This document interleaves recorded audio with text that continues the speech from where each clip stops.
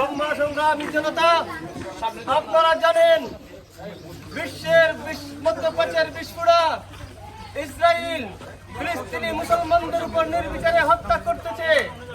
বিশ্বের মোড়ল আফ্রিকার সহযোগিতায় মুসলমানদেরকে নিরঞ্জনকে হত্যা করতেছে। অথচ বিশ্বের নিরাপত্তার দাবিদার জাতিসংঘ আজ কান বুঝে আছে। মুসলমানদের ঐক্য সংগঠন ওআইসি আজকে কান বুঝে আছে। তৌহিদি জনতা বুঝে নাই। তৌহিদি জনতা যার যার সামর্থ্য আছে সেই সামর্থ্য অনুসারে গাজা ফিলিস্তিনের মুসলমানদের সাহায্যার্থে, গাজা ফিলিস্তিনের মুসলমানদের সহযোগিতায় সামর্থ্য নিয়ে ততটুকু চেষ্টা করে যাচ্ছে। আমরা আজকের সবার পক্ষ থেকে দাবি জানাই, ফিলিস্তিনের গণহত্যা বন্ধ করা হোক। নেতানিয়াহুকে আন্তর্জাতিক আদালতে নিয়ে বিচার করা হোক। জাতিসংঘের মাধ্যমে মুসলিম স্বাধীন রাষ্ট্র হিসেবে ফিলিস্তিনকে ঘোষণা দেওয়া হোক।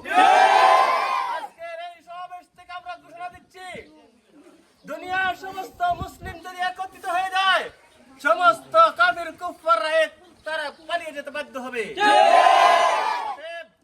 রাব্বুল আলামিনের দরবারে এই আশা ব্যক্ত করে দোয়া করি, বিশ্ব মুসলিমকে এক করে দেন, নেক করে দেন এবং ফিলিস্তিনকে স্বাধীন করে দেন। আমিন। প্রশ্ন হতে পারে মধ্যপ্রাচ্যের গাজার মধ্যে নিরঞ্জন হচ্ছে, প্রশ্ন হতে পারে ইসরায়েল সেখানে মধ্যে হামলা করছে, আমাদের এখান থেকে প্রতিবাদ মিছিল করে ফায়দা কি হবে? জেনে রাখুন, নমরুদ ইব্রাহিম আলাইহিস সালামকে ধ্বংস করার জন্য অগ্নি প্রজ্বলিত করেছিল। 6 মাইল দূর দিয়ে একটি পাতি উড়ে গেছে, আগুনের তাপে জ্বলছে, নিচে পড়ে গেছে 6 মাইল দূর। অথচ সেই আগুনকে নিবানোর জন্য ব্যাঙ তার মুখের পানি দিয়ে যত চেষ্টা করেছিল, অথচ ব্যাঙের মুখের পানি দিয়ে আগুন নিভবে না। চেষ্টা করেছে, চেষ্টা করার কারণে আল্লাহ পাক রব্বুল আলামিন ব্যাঙকে মারা হারাম ঘোষণা করেছেন, তার বংশধরকে রক্ষা করেছেন। আমরা জানি মাকড়সা হুজুর সাল্লাল্লাহু আলাইহি ওয়াসাল্লাম গারে সুরের মধ্যে আশ্রয় নিয়েছিলেন। মাকড়সা সেখানে জাল বিস্তার করেছিল।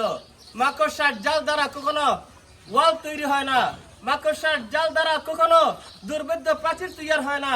কিন্তু মাকড়সা রাসূলুল্লাহ সাল্লাল্লাহু আলাইহি ওয়াসাল্লামকে হেফাজত করার জন্য চেষ্টা করেছে।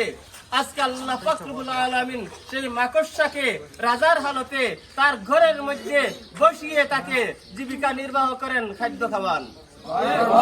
একমাত্র রাসূলুল্লাহ সাল্লাল্লাহু আলাইহি ওয়াসাল্লামকে সহযোগিতা করার কারণে আজকে ফিলিস্তিনের মুসলমান আমাদের ভাই, ইসরায়েলের ইহুদিরা আমাদের শত্রু। তাদের বিরুদ্ধে আমাদের যতটুকু সামর্থ্য আছে আমরা প্রতিবাদ জানাচ্ছি। ফিলিস্তিনি ভাইদের জন্য আমাদের যতটুকু সামর্থ্য আছে আশ্বাস এবং সহযোগিতার আহ্বান জানাচ্ছি। আল্লাহ পাক আমাদের এই মেহনতকে কবুল করুন। আলহামদুলিল্লাহি রাব্বিল আলামিন।